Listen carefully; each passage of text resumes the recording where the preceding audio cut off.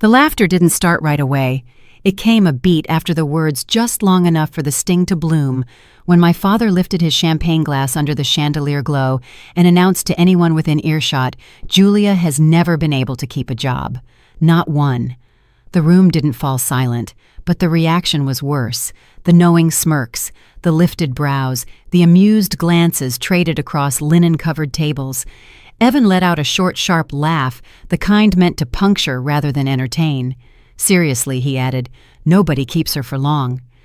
I felt my hand tighten around the back of my chair, knuckles whitening. I didn't defend myself. I didn't explain. I simply stood there, absorbing the blow in the middle of a ballroom I hadn't even wanted to attend.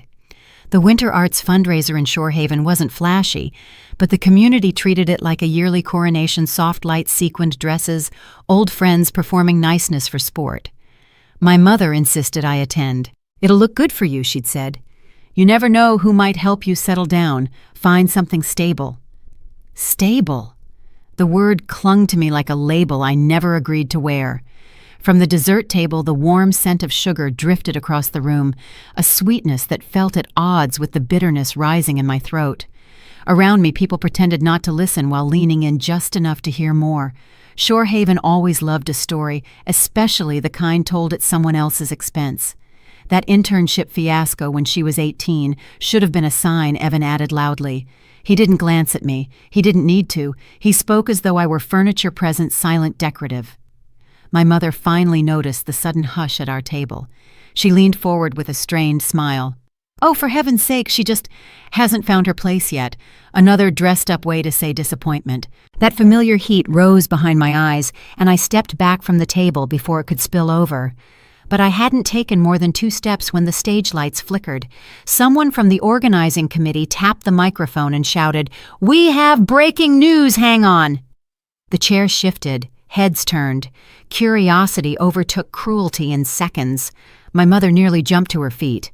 "Turn it on!" "Hurry." The projector screen blinked to life. Time magazine. A collective gasp spread across the ballroom. "They're revealing the Women of the Year shortlist early," someone murmured. A wave of attention washed forward, pulling the room toward the glowing screen, leaving my humiliation suspended midair, unfinished, interrupted.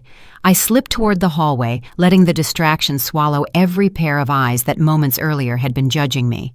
Out here, the corridor was cooler, quieter, lit by the softer glow of string lights from the courtyard. I braced a hand against the wall and exhaled slowly. I thought I'd grown numb to their comments by now. 32 years should have been enough time to build calluses. But some things didn't dull. Some cuts always found unhealed places. The ballroom door clicked open behind me. Jenna stepped out, coat draped over one arm. "Hey," she whispered. "That was rough. I'm fine." My voice sounded steady, too steady. "It didn't look fine," she murmured. "They shouldn't talk about you like that." We stood side by side for a moment, neither of us moving. Applause rose from inside the ballroom, loud, sustained. Someone must have been named, someone whose life wasn't being dissected over salad plates. "You don't have to go back in," Jenna said softly. "I will," I replied, even though I didn't know why yet. When she went back inside, silence settled again. I stayed where I was, the cool air easing the sting in my cheeks. Something inside me shifted, not into anger, not into sadness, but into a quiet refusal. A steady, unmistakable no against shrinking to fit their version of me. Then my phone buzzed. A message request. A name I'd never seen. Time. Editorial board inquiry regarding your submission. I stared at the notification, the bold letters pulsing against my screen like a heartbeat. I hadn't submitted anything. Not officially. Not yet. The ballroom erupted again. Cheers, applause, the rustle of excitement. And then my mother's voice rose above the noise, urgent and breathless. "Where is she?" I stepped back through the doorway before she could start searching the hallway. Inside, she found me instantly. Her smile was already forming, the practiced one, the one meant to smooth over whatever mess lay beneath. "There you are," she said, gripping my arm. "You missed the announcement. It was... Well, never mind, we'll talk about it later. Don't."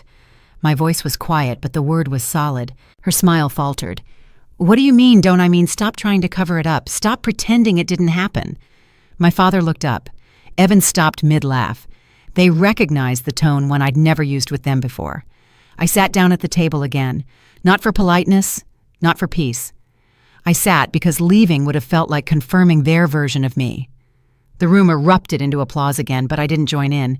I simply watched the stage lights ripple across the tables, watched the faces turn toward the celebration, watched everything move forward around me. Something was changing. Not in them. In me. The morning arrived with a pale, washed-out light that slipped between my blinds as if it had been waiting for me to wake. I wasn't ready. My mind still lingered in the half-shadow of last night, my father's voice echoing across the ballroom, Evan's laughter carving its own wound, the way my mother pretended she could tidy humiliation with polite smiles. I tried to stay still, suspended in the last quiet seconds before reality found me again. The phone on my nightstand shattered that silence. A string of vibrations. Then another, and another, each one sharper, more urgent than anything my family group chat ever produced. I reached for it lazily, expecting post-gala damage control, but the lock screen froze me. Time magazine, CNN Business, 70+ mentions on LinkedIn, 3 unfamiliar press outlets, and a notification from an email address I'd never seen. My eyes widened as I tapped the first alert.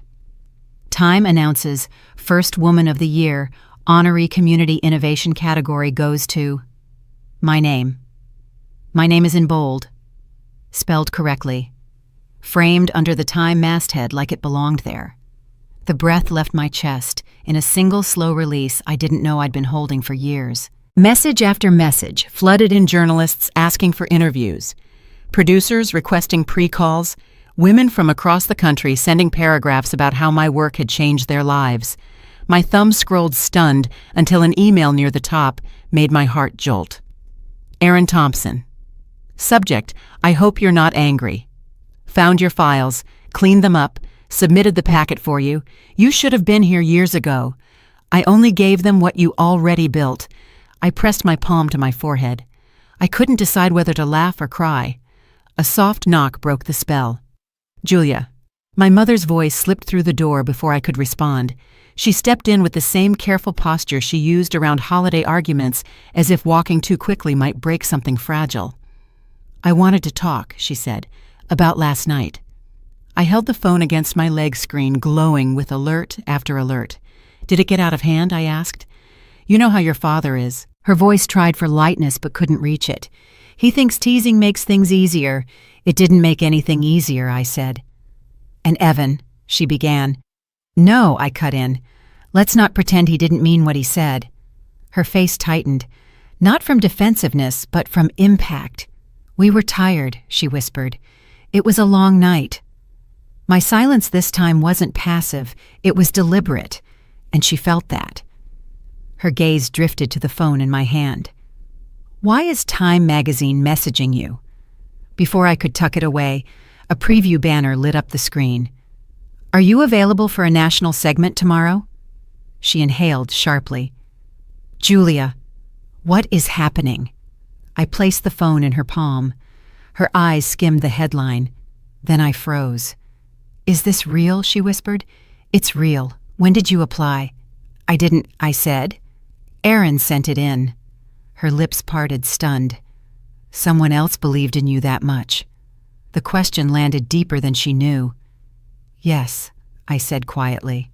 She lowered herself onto the edge of my bed, shoulders sinking. We support you, she said after a long pause.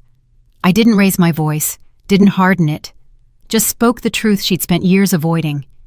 You support the version of me that makes sense to you, not the one that exists outside your expectations. A faint crack crossed her expression. Regret or recognition? I wasn't sure. Your father will want to talk, she murmured. I'm sure he will, I said. But he'll need to wait.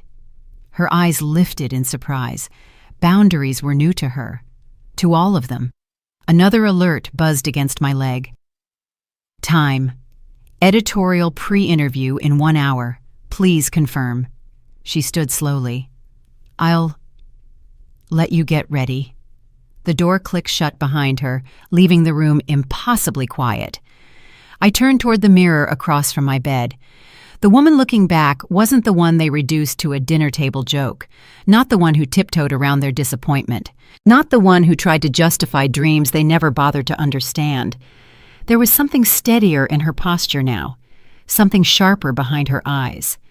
My phone vibrated again. I picked up. "This is Julia," I said, voice even sure. The producer introduced herself, already moving quickly through logistics, scheduling, lighting, travel. I followed along, letting the rhythm of her confidence replace the remnants of last night's shame. And while she talked, something in me finally, irrevocably, clicked into place. The story they'd told about me no longer had any power, because the world finally had started telling a different one I'd spent my entire life building, one they couldn't shrink, rewrite, or laugh away. Not anymore. My hair was still damp when the first call came through, vibrating across the bathroom counter, hard enough to rattle my toothbrush. Dad's name glowed on the screen, familiar and unwelcome. I let it ring untouched. A second attempt followed, before the missed call banner even faded. Then a third, then one from Evan. Their urgency pooled like water pressing against a door. I ignored them all. The fourth call came disguised by an unfamiliar number. I answered, expecting a producer, not a reckoning. Julia, Dad's voice rushed in, tight-winded, almost frantic. "Why haven't you picked up?" "We've been trying all morning." I rested my back against the counter. "I noticed. Your mother showed me the article." Time magazine. "What is going on? When did you apply?" "I didn't." "What do you mean you didn't?" "Someone submitted my work for me." The line went quiet, but not with pride, more like stunned recalculation. "Well, he tried. You should have told us sooner. This is big." "You didn't want updates," I said evenly. "I learned a long time ago not to bring my dreams to a table that only offered criticism. That's not fair," he said, voice tightening into the old familiar defense. "You called me unstable in a room full of people." "That was fair." He exhaled sharply. "Not out of guilt, out of discomfort. We need to sit down tonight. The whole family. Talk this out. I'm not available. You can make time." "No," I said. "Not today. I have a pre-interview with Time at 6. A beat. Then another. "Julia, are you saying you're actually doing this?" "I am." His silence wasn't awe. It was disbelief, like I'd stepped out of the role he'd assigned me. "Evan's office is getting calls from reporters," Dad finally muttered. "This blindsided us." I closed my eyes. "Of course it did. I'll talk to you when I decide to," I said quietly. Before he could object, I ended the call. Not 30 seconds passed before texts erupted in rapid succession. "Evan, is this real? You should have warned us. Reporters are asking questions. This makes us look unprepared. Us. Prepared. As if my success needed to be coordinated around their comfort." A knock sounded soft, hesitant, unmistakably my mother's. I opened the door to find her holding a coffee from the cafe she always claimed was too bitter to enjoy. "I thought you might need this," she said. Her voice didn't have its usual firmness. She seemed smaller, unsure of where to stand in this new version of my morning. I read everything, she continued. The articles, the comments, the list. Her eyes lifted slowly. "I didn't understand how much you'd built. You never asked." The words were quiet, but they landed with precision. She lowered herself into the chair by my window, smoothing her vest with trembling fingers. "We misjudged things," she said. "Your father, your brother, me." A pause. "We thought you were drifting. We didn't see the pattern." "You weren't looking," I replied. "It wasn't an accusation. It was a fact." Her phone buzzed in her pocket. She glanced at the notification and let out a breath that was half laugh, half disbelief. "The mayor wants to recognize you at next month's luncheon. And Evan says his coworkers can't believe they didn't know you were doing any of this. Of course he cared about that part." She looked around my apartment as if seeing it and me for the first time. "Everything is changing so quickly. It tends to," I said, "when people stop expecting you to stay small." Her gaze lifted, pained but honest. "When can we talk as a family?" "When you're ready to hear me," I said. She nodded slowly. "All right." My laptop chimed with an incoming email. I glanced at the subject line. "Time editorial team segment script attached for review." Her breath caught again. "They really chose you." I didn't smile. They did. She rose, lingering by the doorway. I'll let you work. And Julia, I'm trying. I know. She closed the door softly behind her. The quiet that filled the room afterward wasn't empty. It was spacious, like a door had been nudged open somewhere inside me. Morning light stretched across the floor, warm and steady, touching every corner of a life that was suddenly expanding faster than anyone else could pace themselves to. My phone rang again, this time from the producer's number. I answered immediately. Julia here.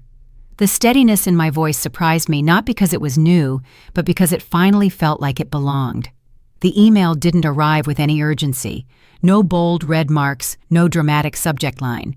It slipped into my inbox so quietly that I almost scrolled past it until the sender's name caught my eye and made everything else disappear. Time Women of the Year Committee. My pulse tightened. I clicked. The message unfolded, line by line, measured and formal, as if someone had placed each sentence with deliberate care. You are formally invited. 3-day finalist summit, New York City. Honorary roundtables. Mentorship assignment. My eyes stopped at the name at the bottom. Mentor, Maya Reyes. For a moment, the apartment felt impossibly still. Maya wasn't just a leader, she was the force people rearranged rooms for. When she walked into a hearing, senators adjusted their questions. Cities restructured pilot programs because of her research. She didn't accept mentees unless she believed they carried something worth fighting for. If she had been paired with me, the picture of my future was suddenly larger than anything I'd allowed myself to imagine. I exhaled slowly, the kind of breath that loosens something deep in your chest. The phone rang. Erin, you saw it right, she said. Yes, you're breathing. Trying, I admitted. A soft laugh crossed the line. Julia, none of this is random. Don't treat it like luck. After we hung up, movement felt necessary. My apartment couldn't hold the jolt inside me. I stepped outside and let the cold air settle my nerves as I walked toward the place that had shaped more of my life than any job title had the community center. The doors were propped open. A rush of winter air drifted through the hallway. Kids sprinted from room to room. 2 women in their interview clothes whispered next to the job board. A volunteer taped up flyers for next week's class. Everything was exactly as it always was. Yet something felt newly lit, as if I could suddenly see the threads connecting every moment I'd spent here. Marla spotted me. There she is, she said with a grin that felt like a quiet celebration. Good news pulls people right back to the source. I needed a place that didn't ask anything of me, I said. This place owes you more than you owe it, she replied. Don't forget that. We walked together toward the workshop room. Inside, laptops glowed across tables, lighting the faces of women who were rewiring their lives one step at a time. A few looked up. One lifted her phone. We read the article. You earned that spotlight. Another stepped forward, voice steady but emotional. Your program helped me get hired. I've been wanting to tell you. I swallowed carefully. Thank you.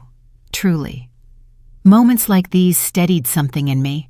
Headlines were loud, but impact was quiet and far more real. In the back office, Marla leaned against the filing cabinet, arms crossed. Your parents called, she said. I stiffened. What did they want? A statement. Her expression sharpened slightly. Reporters reached out to them, and suddenly they're aware of how they sound. I let the truth of that wash over me, familiar irony, but less painful than before. They'll have to figure out their own script, I said. They will, she replied, and you'll keep moving. We set up chairs for the evening workshop.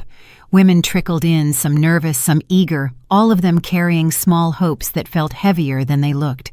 Watching them reminded me why I'd kept going long before anyone cared. When I finally walked home, the sky had deepened to a quiet navy. Reflections from streetlights wavered in puddles along the sidewalk. A part of me felt further from the version of myself who had walked into the gala just days earlier, a distance that didn't feel like loss, but something closer to release. Inside my apartment, the silence felt different, less like absence, more like the space before a new beginning. Another email waited. Your travel itinerary is attached. I opened the document.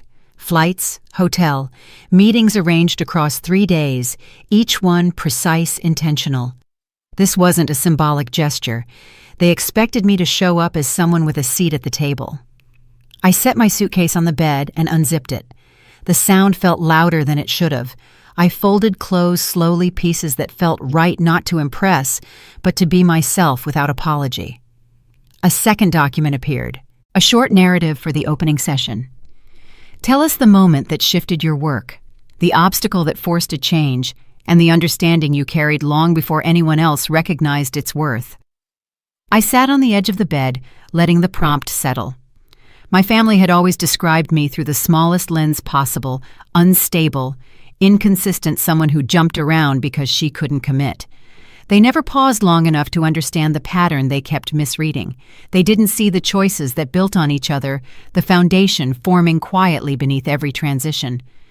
And now, for the first time, the world I'd been working toward had turned its head and said, "We saw what you made. Come stand here with us." I zipped the suitcase, my hand resting on the handle, as a steady sense of direction settled inside me. New York wasn't a reinvention. I wasn't correcting anything. Nothing about this moment was borrowed or fragile. It felt more like stepping onto a path that had been unfolding in front of me for years, one deliberate step after another, until finally the shape was clear. For once, I wasn't preparing to fit into someone else's version of success. I was walking toward a future that matched the woman I had become, quietly, steadily, and entirely on my own terms. New York greeted me with a bite of cold air as I stepped out of the cab in front of the hotel. Traffic pulsed along the avenue, horns echoing off the tall buildings like a restless heartbeat. I checked in quickly, rode the elevator to the 12th floor, and let myself into the room, simple, clean, quiet. For a moment I stood there, taking in the stillness, letting the whirlwind of the last 24 hours settle just long enough for me to breathe. The view from the window showed the city stretching wide in every direction. I watched the movement below, people weaving between crosswalks, couriers rushing past the curb, tourists lifting their phones toward the skyline, each one moving with a certainty I envied. I closed the curtains softly, not wanting to lose myself in observation when I needed to prepare. I set my suitcase aside and opened my laptop on the desk. Emails poured in faster than I could process them. Media requests, congratulations, invitations from organizations I'd only ever admired from afar. It was easy to feel overwhelmed by the volume, but I filtered through with clear intention. Tonight wasn't for responding. Tonight was for preparation. A message from the summit coordinator caught my eye. Your opening statement should be under 3 minutes. Focus on origin, impact, and intention. 3 minutes. Summarizing years of work and even longer years of doubt into such a narrow window felt impossible, but I began with a blank document and forced myself not to overthink. At first, the words came out stiff, hollow, like I was writing for someone else's voice. I deleted everything and started again. Maya's advice echoed in my mind. Don't memorize. Anchor. That shifted something. I stopped trying to impress and started trying to tell the truth. I wrote, "My work began because women weren't being heard. I built a framework so no one had to prove their worth from scratch every time life changed direction. Better, still not complete." I kept shaping the lines, trimming excess, adding clarity. Once the skeleton felt right, I muttered the words aloud, adjusting the cadence until the sentences carried the same weight on the tongue as they did on the screen. My throat tightened as I reached the final line. Reinvention does not collapse. It's construction. That stayed. I saved the draft and stood in front of the mirror. Speaking in my apartment with no one listening was one thing. Speaking here with the city outside and history inside these walls felt different. I held the printed statement in one hand, then set it down entirely. Talking to my reflection felt awkward for the first few seconds, but the discomfort faded quickly. I straightened my posture, reset my shoulders, and practiced until the words sounded like lived experience rather than a performance. A knock interrupted the rhythm. Room service delivering the tea I'd ordered without realizing how much I needed the warmth. As soon as the door closed, my phone rang. Maya's name lit up the screen. "You settled in?" she asked, trying to. "Good. Do one thing for me tonight. What is it? Watch the interview again. Not to critique yourself. Watch it to understand who everyone else is seeing. I hesitated. I don't know if I can do that without feeling self-conscious. You're not a novice anymore, she said. Get comfortable with being visible. After we hung up, I pulled up the interview and watched it start to finish. There was something strange about seeing myself speak with conviction I'd never allowed myself to acknowledge before. I paused midway, studying my own expression, steady, grounded, ready. I had underestimated that woman for too long. When it ended, I closed the laptop and took out the folder I'd prepared months ago, the one titled, Someday. Notes filled the pockets, sketches of program expansions, community partnerships, metrics from early trials, testimonies from participants. I spread everything across the desk, arranging the pages into clusters. Patterns emerged, results I hadn't highlighted, gaps I could address, stories worth sharing tomorrow if asked. For the next hour, I refined the talking points I hoped to bring into the breakout rooms. Concrete examples replaced vague ideas. Numbers accompanied narratives. The preparation steadied me far more than the view ever could. Eventually, I pulled out a small notebook and scribbled a list titled, What I Need When the Day Begins. Clarity, not perfection. Truth, not performance. Presence, not apology.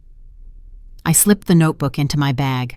A restless energy still lingered, so I bundled up and stepped outside. The air had cooled further, brushing against my cheeks as I made my way down the block. Food carts steamed on corners, workers hurried into delis, a street musician coaxed a slow, aching tune from a saxophone. The city wasn't waiting for anyone yet, it felt like it had space for me. I stopped in front of a bookstore with its lights still on. Inside, a display showcased biographies of women who had shifted industries, communities, and movements. Their faces lined the shelves like sentinels. It struck me that every one of them had once stood at the beginning of something unfamiliar, uncertain, and immense. A clerk asked if I needed help. Just looking, I said. It wasn't books I needed. It was the reminder that stepping into a wider life was not arrogance. It was a lineage. Back at the hotel, I placed my notes, statement, and folder in a neat stack. No more revisions tonight. No rehearsing until exhaustion. Just enough preparation to walk into tomorrow with intention. I turned off the overhead lights and sat for a moment in the dim glow of the city seeping through the curtains. The quiet didn't feel heavy. It felt balanced like the pause before a door opens. Tomorrow nothing would be the same. Unlike the times I'd feared change, this time I felt ready to meet it. The door to Media Hall opened with a hush of air, the kind that follows a room built for important conversations. Light spilled across polished floors, reflecting off banners emblazoned with the Time logo. A soft hum filled the space. Journalists, honorees, photographers, organizers, everyone moving with purpose. For a heartbeat, I hovered near the entrance, the weight of the moment pressing warm and steady against my ribs. Then someone called my name. Julia. Over here. A woman with auburn curls and a sharp blazer waved enthusiastically. She introduced herself as part of the summit staff and guided me toward the front rows where other honorees were gathered. Every face in that cluster felt familiar, not personally, but in the way you recognize people whose stories you've read, women who'd built shelters, startups, scholarships, and systems that caught those falling through the cracks. I took a seat beside a woman with silver braids and dark, brilliant eyes. Her name tag read, Dr. Lena Carver, Medical Equity Pioneer. They placed us alphabetically, she said with a grin. Looks like you and I are neighbors for the week. Her presence radiated the calm confidence of someone who'd carved space in rooms that weren't built for her. I relaxed a little. A moderator stepped onto the stage, mic in hand. Welcome to the Women of the Year orientation.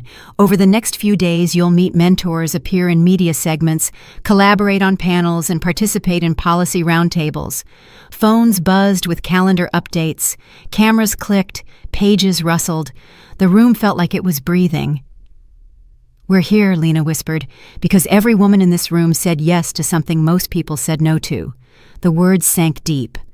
Across the aisle, a woman wiped her eyes discreetly.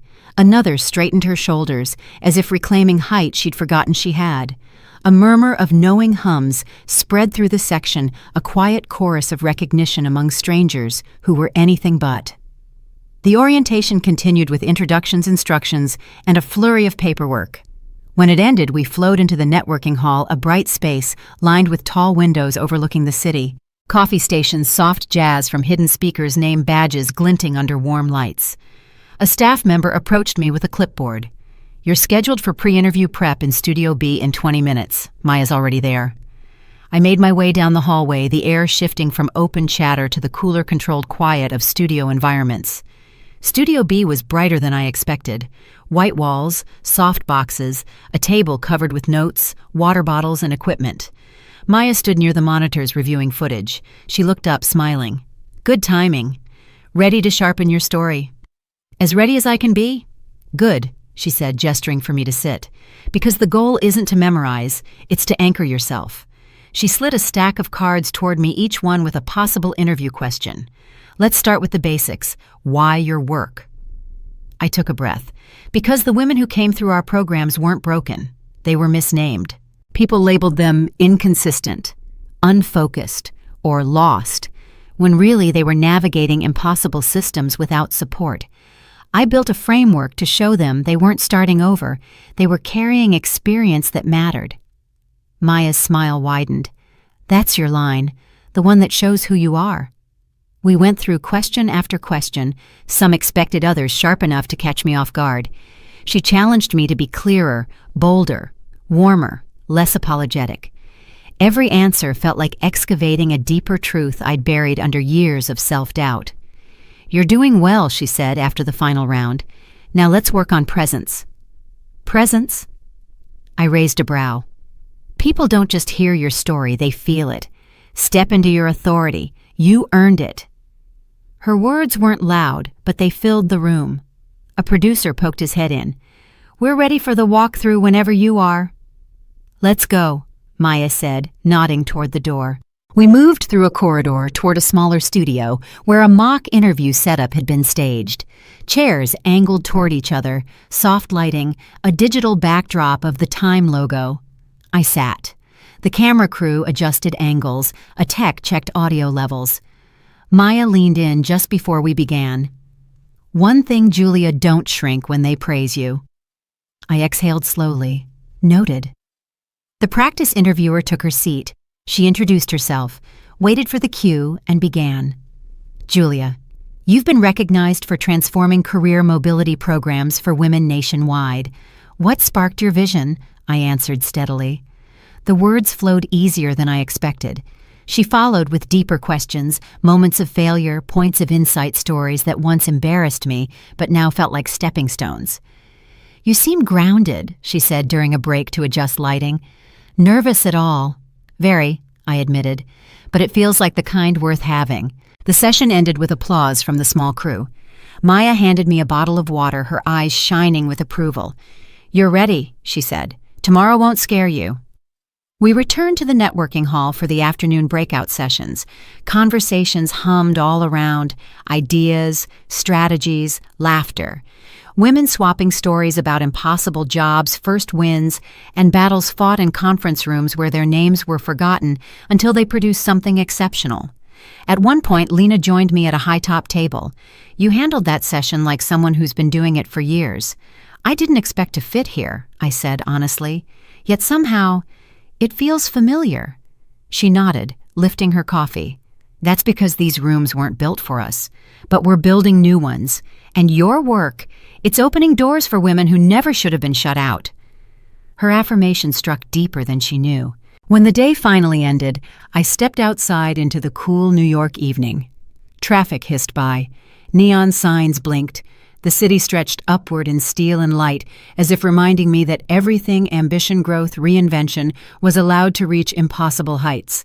I walked back toward the hotel, the sidewalk bustling around me, an energy humming through my body that felt both foreign and exactly right. For the first time, I wasn't intimidated by being surrounded by greatness. I felt at home in it. The studio lights felt warmer than they looked. A technician dabbed a bit of powder across my forehead, muttering something about shine, while cameras shifted on silent wheels around the set. The interviewer, a polished woman with sharp eyes and a voice made for national television, sat across from me reviewing her notes. She'd already greeted me, already told me she admired my work, and already asked if I preferred water or tea. None of that eased the thrum in my chest. Maya stood just behind the monitor's arms crossed, grounding me with a single look. "You earned this." Her expression said it, even if her mouth didn't. A cue light flashed. The room hushed. The interviewer straightened. 3, 2, 1. Her broadcast smile appeared instantly. "We are here with one of this year's Women of the Year honorees, Julia Morgan, recognized for her groundbreaking work in career mobility for women. Julia, thank you for joining us." The camera's red light blinked on. My palms were damp. "Thank you for having me." She leaned in, slightly professional warmth radiating from her posture.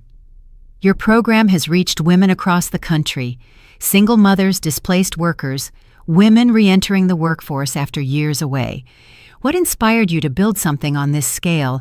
I didn't recite the script. Instead, I followed the thread that had guided me for years. "I kept meeting women who weren't lost," I said. "They were mislabeled. People saw inconsistency where I saw resilience. They'd been through layoffs, caregiving duties, toxic workplaces, and still kept trying to start again without support. I wanted to create something that helped them understand their experiences weren't failures, they were evidence of strength." The interviewer's expression softened. "That's powerful." "And personal." "It is," I admitted. I knew what it felt like to be underestimated. I didn't want other women to carry that alone. Camera 2 glided in for a close-up. I kept my shoulders even, my breath steady. "You're very open about your journey," she continued, "about the criticism you faced, the roadblocks, even the doubt from people close to you. What pushed you to keep going?" A version of that answer lived deep in me, built from years of swallowing comments that carved invisible bruises. "I kept going," I said quietly, "because every time someone dismissed my path, another woman walked through our doors asking for help." Their stories mattered more than the opinions that tried to shrink me. Behind the cameras, Maya nodded. The interviewer shifted her notes. "Let's talk about impact. Tens of thousands of women have used your framework. We spoke to some of them." I blinked. "You did?" "Yes," she said, smiling. "And the consistent message was that your program didn't simply give them a plan. It gave them permission to believe in themselves again." The warmth that filled my chest startled me. A producer stepped forward with a cue card wrap soon. "One last question," the interviewer said. "What do you hope comes next?"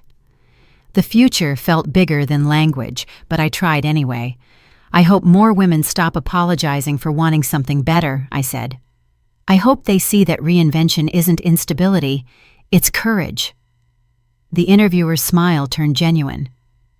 "Thank you, Julia." The red light blinked off. The room exhaled. Crew members relaxed. The tension that had held me upright dissolved into a rush of relief so strong I nearly laughed. "You did it," Maya said as she reached me. "And you did it well." Was it okay? My voice slipped out small, betraying a flicker of doubt. "It was more than okay," she said. "You spoke from the place that built your work. That's what people follow." The producer approached next. "Fantastic interview. Expect a lot of attention once this airs. Press requests, speaking offers, maybe more partnerships. More." My pulse kicked up again. "Be ready," he added. "Your segment is one of the strongest we've filmed this year." The words struck with a force I hadn't prepared for. For so long, success had been something I imagined in private, not something handed to me by people whose jobs were to evaluate impact on a national stage. As the crew packed equipment, I stepped to the side to breathe. The studio felt different now, less intimidating, more like a place I belonged. Sunlight filtered through a high window, catching dust in quiet motion. My phone buzzed. A message from Aunt Melanie saw the teaser online. "You looked incredible. I'm so proud of you, sweetheart." Another from a woman I'd never met. "Your work helped me find a job after 5 years of unemployment. Watching you today made me cry. Thank you." Then, one from an unknown number. "Is this Julia who built the Restart framework? We'd like to discuss a potential partnership for national rollout." My knees felt weak. Maya walked over, reading my expression instantly. "Good news, I think so." She laughed softly. Get used to it. We exited the studio into cooler air. The hallway outside buzzed with movement producers, honorees, assistants, staff, but the noise didn't overwhelm me the way it had earlier. Something inside had shifted subtle but firm. A woman from the summit staff intercepted us. Julia, you're scheduled for a roundtable this afternoon, policy and community impact. And Time wants a short behind-the-scenes clip for social media. I nodded, absorbing it all. And one more thing, she added. We're getting requests from viewers already. The preview was posted only 10 minutes ago. 10 minutes. My story hadn't even aired yet, people were responding. She moved on, and I stood in the hallway for a moment, letting the momentum wash over me. I wasn't floating, my feet were firmly planted, but the air around me felt different, charged, as if every path I'd once thought impossible was suddenly unfolding. Outside the building, New York hummed with mid-morning energy. Cars honked, street vendors served customers. People rushed past with a kind of determination that made the entire city feel alive. I realized I was moving at the same pace now, not to catch up, but because I was finally aligned with where I was meant to be. Before heading to the next session, I turned to Maya. Thank you, I said, for everything. She gave me a thoughtful look. Julia, don't thank me for seeing what was already there. And as we walked back inside, I felt something I'd waited years to feel, seen, steady and unapologetically ready for whatever came next. My phone rang just as I stepped out of the afternoon panel, the screen lighting up with a name I had no desire to see. My father. I considered letting it go to voicemail, but something in me, less fear, more clarity, told me to pick up. I moved into a quiet corner of the lobby and answered. Julia, he said, rushing the word, as if trying to catch it before it could run from him. We just watched your interview. The background sounds muffled voices. The clink of dishes told me my family was gathered somewhere together. Maybe the living room, maybe the dining area. Wherever it was, the atmosphere sounded charged. Okay, I said, keeping my tone even. It was impressive, he admitted. The hesitation in his voice was unmistakable. Your mother cried. That startled me more than he probably realized. My mother didn't cry. She managed. She organized. She smoothed things over. What exactly did she cry about, I asked. That you didn't tell us, he snapped, frustration leaking through. That we had to find out with everyone else. There it was, the center of everything. Their pride wasn't about my work. It was about access, about control. You weren't listening, I said simply. You never asked about my work unless it was to criticize it. That's not fair, he said again, his favorite refrain. You said I was directionless, I reminded him. Last night at the gala, you told an entire table that I never stay long enough for anyone to keep me. He didn't respond. I didn't make that up, Dad. You said it. A long breath rattled through the line. I didn't mean it like that, he muttered. You know how people joke at events. You weren't joking, I said, calm but unwavering. And even if you were, it wasn't harmless. Someone in the background, my brother, probably whispered something. My father snapped at him to be quiet. We're trying to have a conversation here, he said defensively. I repeated. He faltered. Your brother has questions too. Of course he did. I heard a rustling. Then Evan's voice cut in. Why didn't you tell us this was happening? We could have helped. How did you help? I asked. By telling me to pick a more stable path again. That was years ago, he protested. It was last month, I corrected. You told me no serious employer would take someone with my resume. Silence. Not the uncomfortable kind, the exposed kind. Julia, my father said, finally. This is not how family handles things. Maybe not in your version of family, I said quietly. But I stopped playing my assigned role the moment you turned my career into a punchline. Another silence. Then the tone shifted, subtle but unmistakable. He softened. Look, he said, we didn't know what you were building. We didn't understand it. And now the whole country is talking about you. That's not my fault, I said. I didn't say it was, he replied. But it's a lot to take in. There it was, truth creeping in through the cracks. They weren't angry at me. They were rattled by a world that no longer matched their image of me. Before I could answer, a text buzzed through from an unknown number. Senator Holbrook would like to meet you tomorrow regarding workforce legislation. Are you available? I stared at the message, stunned. Julia, my father said, are you still there? I am, I said, but I need to be honest with you. I stepped farther into the corner, away from the crowd. My work was never the problem, I said. The problem was the way you talked about it, like it was a burden, an embarrassment, or something I should outgrow.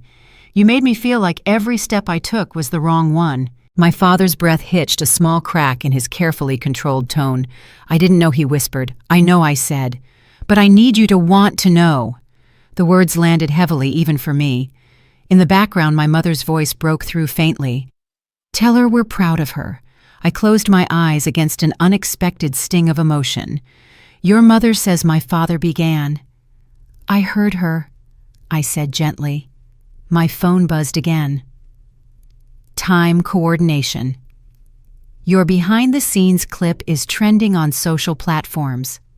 Another message, partnership inquiry. Your framework aligns with our national initiative. We'd like to discuss licensing. The world was moving fast, fast enough to leave behind the version of me my family still held. Dad, I said, I'm not angry. I'm just done shrinking in front of you. I don't want you to shrink, he said quickly. I just didn't expect any of this. I didn't expect you to understand it, I replied. My father sighed, a long, tired sound. Will you come home after the summit? We want to celebrate. Celebration. The word didn't land wrong. It just landed late. We'll see, I said truthfully. There's a lot happening. But I'm not avoiding you. I hope not, he said. The call ended without ceremony. No dramatic goodbye. Just the faint hum of a family scrambling to rewrite its story about me. I pocketed the phone and stepped back into the flow of the summit lobby, where women moved with purpose around me. Women whose stories held pain and ambition, regret and resilience just like mine. Only now I finally felt like someone who belonged among them. A staff member approached with a clipboard. Julia, your roundtable is about to start. They've added an additional guest, someone from the Department of Labor. The world kept opening. Doors my family never imagined were swinging wide, and for the first time, I didn't flinch at the brightness on the other side. The ballroom glowed with soft amber light, casting warm reflections across glassware and polished tables. Guests drifted between conversations, the sound of their voices blending with the steady rise and fall of the string quartet on stage. I had barely stepped inside when a time coordinator approached her, expression alert. They're about to run your segment, she said. Come with me. I followed her through a curtain-lined corridor where cables snaked across the floor and monitors displayed rotating camera angles. One screen held a paused frame of my interview mid-sentence. Eyes steady, shoulders squared. The sight made my stomach flutter in a strange mix of disbelief and pride. Maya waited near the technical booth. She didn't speak right away. She simply gave me a look that told me she was both assessing and reassuring me at the same time. You're ready, she said. The first honoree's video began. Applause carried through the wall. Then the second honoree.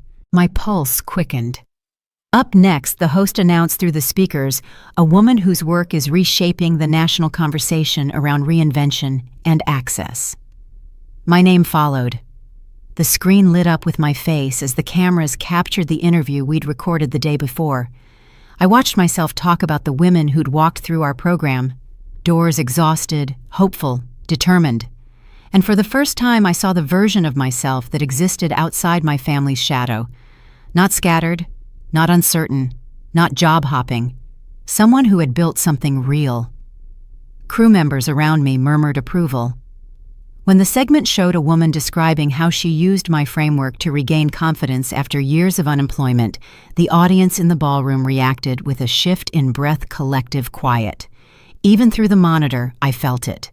The applause after the clip ended was unmistakable. Pure, wholehearted, not polite ceremony. A stagehand tapped my elbow. You're on. The curtains parted, and I stepped into a wave of light so warm it felt like stepping into the sun. The host welcomed me with genuine warmth, not scripted admiration. As I moved toward the podium, the room's attention settled without tension, focused but not harsh. "You've given women a way to reclaim their narratives," she said. "What do you hope they take from your work?" I steadied my breath. "I want them to understand that beginning again isn't a sign of failure. It's a sign they're still willing to move towards something better."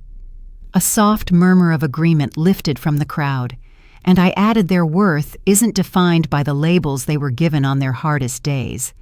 The response felt like a wave, subtle but powerful. Once the formal portion ended, the room shifted back into conversation. People filtered toward me almost immediately: executives, community leaders, business owners, each with questions, ideas, invitations. It felt surreal yet strangely natural, as if this energy had been waiting for me to arrive. I reached for a flute of sparkling water at one of the tall tables when my phone began buzzing. One notification, then another, then 5 more. "Mom, everyone's watching. The neighbors are talking about your segment. Dad, your name came up at the club tonight. People asked if we were related. Evan." I had coworkers sending me the video. "This is wild." Their messages kept rolling in half awe, half panic. Another alert popped up. "Time Digital. Your segment is trending. Fast." A second one followed. "Partnership inquiry. We're interested in integrating your framework into our regional workforce initiative." My breath caught for a moment, not from shock, but from the sudden awareness of scale. Everything I had built in a tiny community center, everything I created during late nights with no one watching, was now echoing far beyond anything I'd imagined. Maya joined me by the table. "A lot's happening," she observed. That might be an understatement. She studied my expression with a knowing smile. "Feels different when people finally understand what you've been doing all along." She wasn't wrong. As the evening progressed, I heard pieces of conversations drifting through the room, women describing the moment they first realized they deserved better mentors, sharing stories of climbing out of impossible circumstances, leaders discussing pathways for change. Every voice blended into the sense that something larger than the event itself was unfolding. Lights dimmed slightly as the quartet shifted to a slower melody. The atmosphere felt softer now, less formal, more human. And while people continued approaching me with questions and congratulations, the overwhelming part had settled. What remained was a calm sense of alignment, like stepping into a place that fit without forcing anything. I moved toward the edge of the room to catch a breath, watching the soft glow of chandeliers flicker across the polished floor. The doors opened occasionally as guests slipped in and out each entrance, pulling in a sliver of cold New York air that vanished into warmth. For years, I'd wanted to be seen, not for the versions my family narrated, but for the truth I'd carried quietly. Tonight, that truth stood in the open. Not fragile, not defensive, fully formed. A message appeared on my phone, one line simple and direct: "You've become the story." I looked around the room, taking in the applause, the conversations, the recognition that didn't require explanation or apology. For the first time, it didn't feel overwhelming. It felt right. The morning after the gala arrived with a gray sky hanging over Manhattan, the kind that pressed low against the rooftops and muted the usual city brilliance. I had barely finished my first cup of coffee when a knock sounded at my hotel door, firm, deliberate, and entirely out of place this early. When I opened it, my parents and brother stood in the hallway, all 3 of them. My mother clutched her purse like a lifeline. My father's jaw was tight, his eyes scanning me as if searching for permission to speak. Evan looked somewhere between shocked and defensive, which wasn't new, but the urgency in his posture was. "We flew in this morning," my father said, "the earliest flight we could get." The mix of surprise and irritation pooling in my chest didn't rise to my face. I stepped aside and let them in because the hallway wasn't the place for whatever this was becoming. They entered awkwardly, glancing around the room as if expecting answers in the furniture. My mother was the first to talk. "Last night was something we weren't prepared for." Prepared, a strange choice of word. As if my life was an announcement they needed advance notice for. "We saw your segment," she continued. "People were talking about you, asking us questions, congratulating us. Everyone was so proud." I folded my arms. "They congratulated you." A flush crept across her cheeks. "Well, yes, it's a big moment for the family." My father stepped forward, clearing his throat. We want to understand what you're doing, Julia. Clearly this has grown into something serious. We didn't know the scope. You never asked, I said. Not cruelly, just truthfully. That's not fair, Evan started. It's accurate, I cut in. Every time I talked about my work, you brushed it off or joked about how many jobs I'd had. My father stiffened. People joke. It doesn't mean anything. It meant something to me. Silence stretched between us. The city hummed outside the window, car horns, footsteps, fragments of voices drifting upward, while the four of us stood in a space too small for the history we carried. My mother perched on the edge of the chair near the window. We made mistakes, she said quietly. But seeing that room applaud for you hearing women talk about how you helped them, we saw you differently. Differently, I echoed. Or accurately, finally. Her eyes flicked up at me with something like remorse. Maybe both. Evan sank into the second chair, breathing out heavily. Look, I didn't realize you were doing all this. The program, the national partnerships, the recognition. It's just a lot to take in at once. You didn't realize because you didn't want to realize, I said. Paying attention would have meant admitting your assumptions were wrong. He winced and for once didn't fire back. My father paced near the bed. We didn't come here to fight, he said. We came because we were wrong. And we want to say that to your face. Those words landed heavy, not because I believed them immediately, but because I'd never heard anything like them from him before. I'm listening, I said. He stopped pacing and looked at me directly. I shouldn't have said what I did at the gala, not in front of all those people, not ever. I thought I was being funny. I wasn't. And your brother's comments weren't okay either. Evan ran a hand down his face. I know, I messed up. I didn't think so. That was the problem, I replied. My mother clasped her hands together. We didn't understand your choices. You seemed scattered, always changing jobs, always chasing something new. We thought you'd settle down eventually. I never asked to settle down. I asked to grow. She swallowed, and we didn't see that.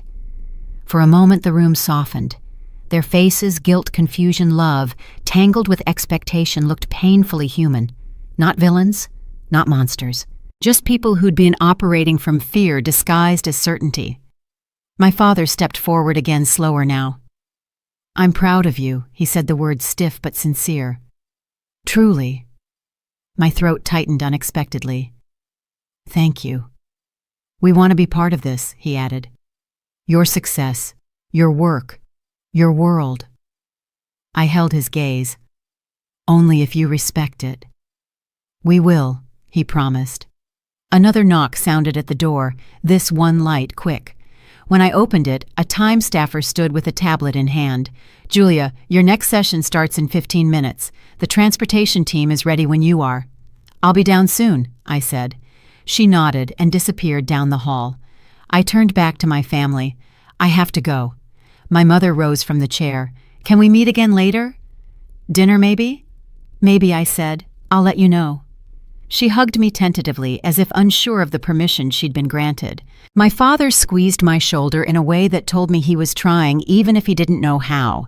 Evan lingered a moment, then surprised me with a quick, awkward hug. When the door finally shut behind them, I stood there in the quiet, letting the weight of the encounter settle. Something had cracked open, not fully healed, not fully fixed, but changed. For the first time, they had stepped into a room shaped by my work, not their expectations. They had walked into my world instead of demanding I return to theirs. I grabbed my bag and headed for the elevator. The lobby was alive with the energy of the summit women in confident strides, staff coordinating schedules, the kind of purposeful motion I'd never seen in my hometown. As I stepped outside, a car pulled up. The driver leaned out. Julia Morgan. Yes, welcome. We're heading to the policy roundtable now. I slid into the back seat. The city loomed ahead wide and bright, despite the overcast sky. My phone buzzed again. A message from the summit organizers. Your interview numbers passed 1 million views overnight. Congratulations. I let out a breath I hadn't realized I was holding.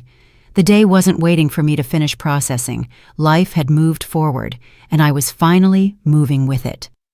The elevator doors slid open to a floor washed in pale morning light. A long row of windows revealed the river below, slate-colored and calm, while staff hurried between tables arranging microphones, water glasses, and thin folders labeled with each participant's name. Mine sat near the center, angled toward the head of the table, Julia Morgan, Workforce Innovation. I took my seat and let the view steady me. The room didn't feel intimidating. It felt expectant, like a stage waiting for someone to step into her own story without flinching. Maya entered moments later and sat beside me. "You're opening the discussion. They want your framing, not just your data." "Got it," I said, though my pulse jittered a little. Advisors filed in gradually. State directors, nonprofit strategists, researchers. Their conversations were low and quick, the kind people have when they're used to tight agendas. Senator Holbrook appeared last, her presence shifting the room's tone instantly. She shook hands as she walked, offering the kind of greetings that carried her reputation warm but precise. When she reached her seat across from me, she gave a small nod. "I watched your interview twice," she said. The country responded for a reason. Before I could answer, the moderator called everyone to attention. "Thank you for joining us. To start, we've asked Julia Morgan to speak on the structural issues affecting women re-entering the workforce." All eyes turned toward me. I placed my hands on the table not to anchor myself, but to claim the space, and began. "Most women don't lack ability," I said. "They lack recognition. And we've built entire systems around the belief that experience only counts if it's salaried."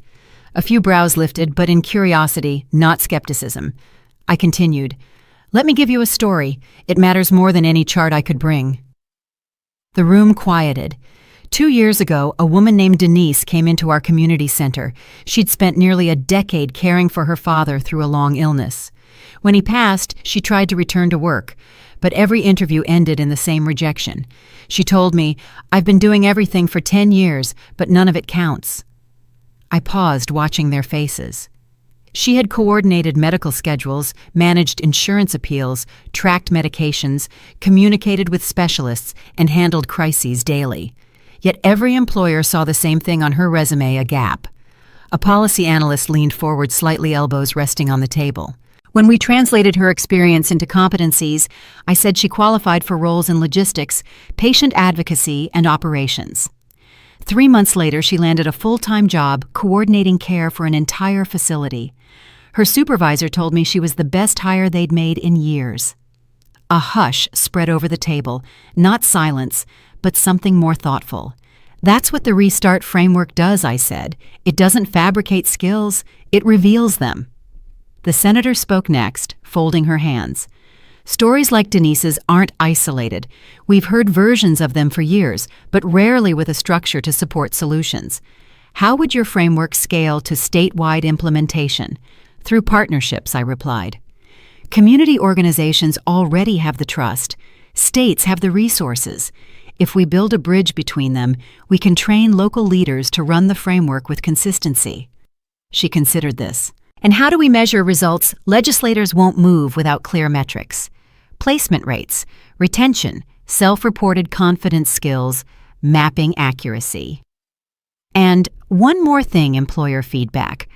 We've collected endorsements from companies who hired participants after reframing their experience. Those voices carry weight." The room shifted again. Not dramatically, just a quiet leaning forward. A director from the Midwest tapped his pen. "What about women who faced instability or trauma? How does the model account for that?" "By meeting them where they are," I answered. "Not everyone steps in ready for a job search. Some need affirmation first. Some need help naming their value. Some need trauma-informed support. We have modules for each stage. The point isn't speed. The point is dignity." He nodded slowly. Maya didn't say a word throughout the exchange, but her gaze held steady on me, firm and approving.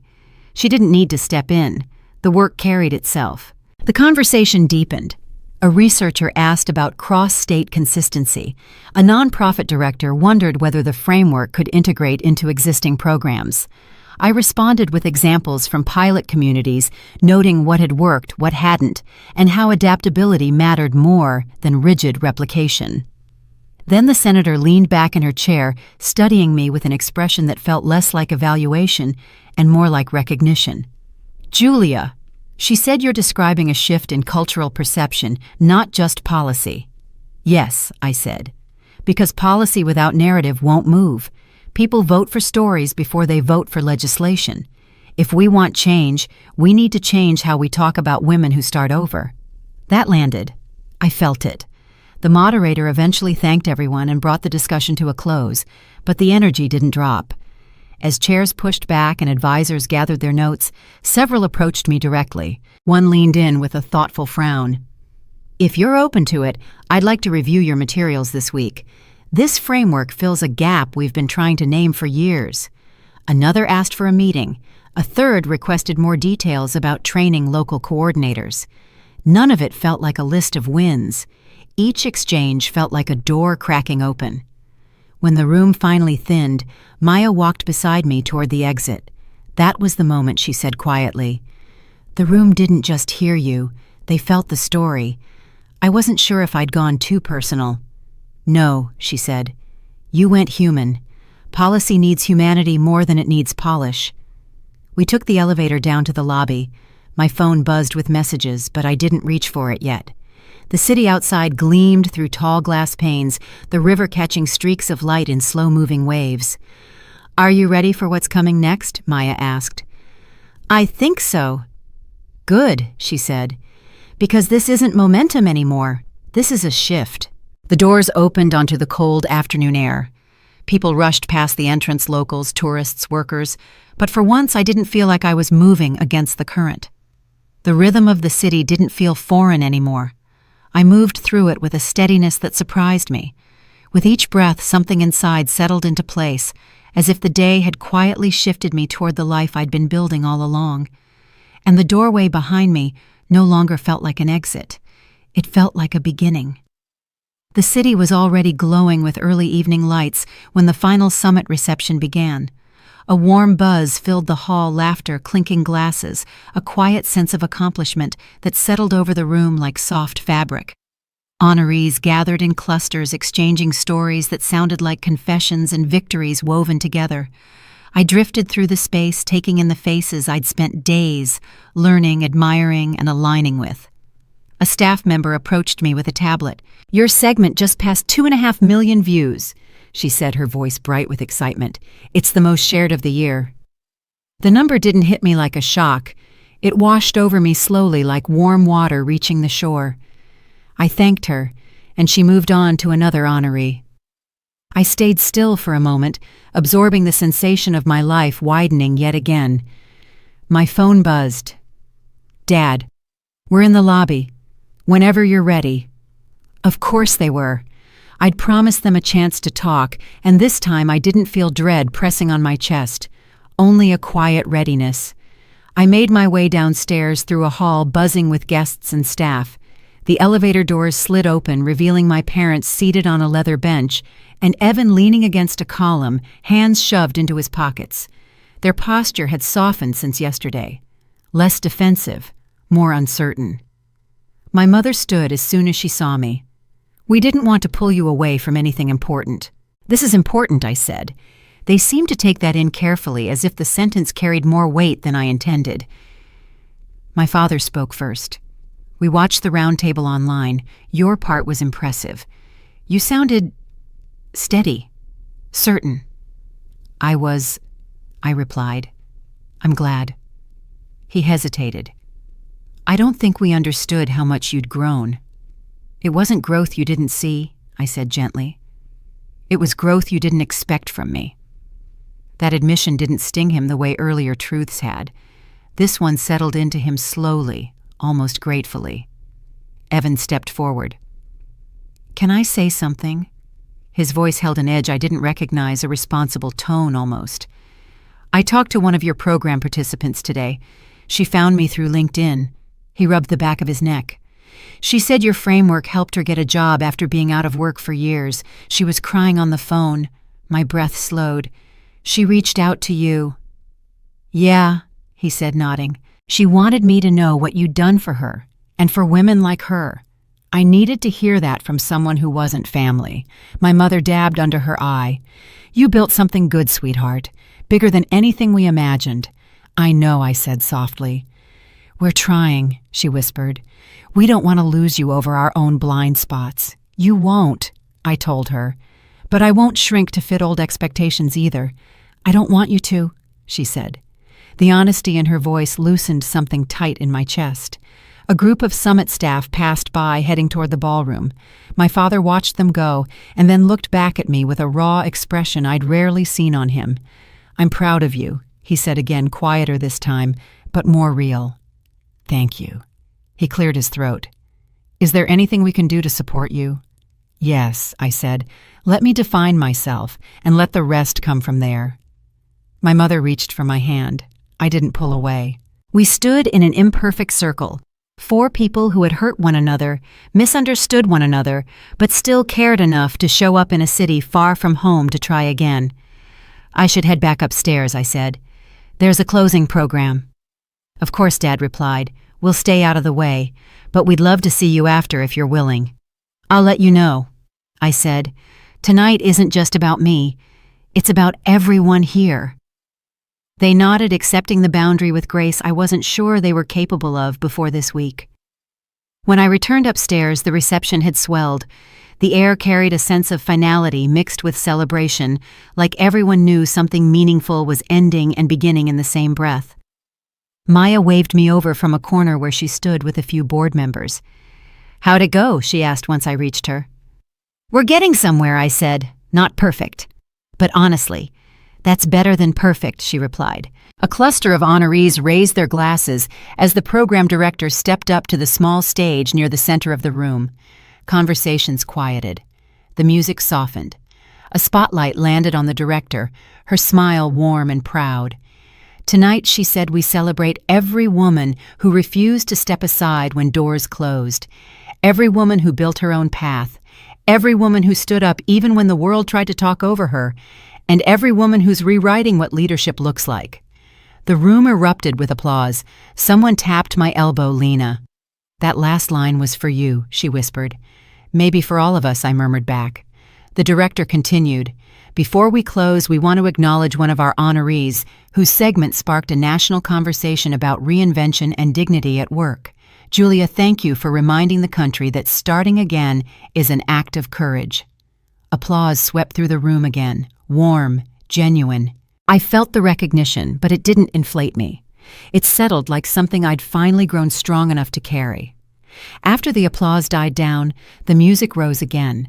People returned to their conversations, but more than a few made their way to me, sharing their own stories, asking questions, thanking me for my work. I listened. I learned. I connected. It felt nothing like the nights I used to dread at family gatherings. This room held no judgment, only possibilities. As I stepped away from the crowd to catch my breath, the city's lights sparkled beyond the glass. For a moment, I let the view blur and sharpen again, letting the weight of everything settle fully. A staff member approached.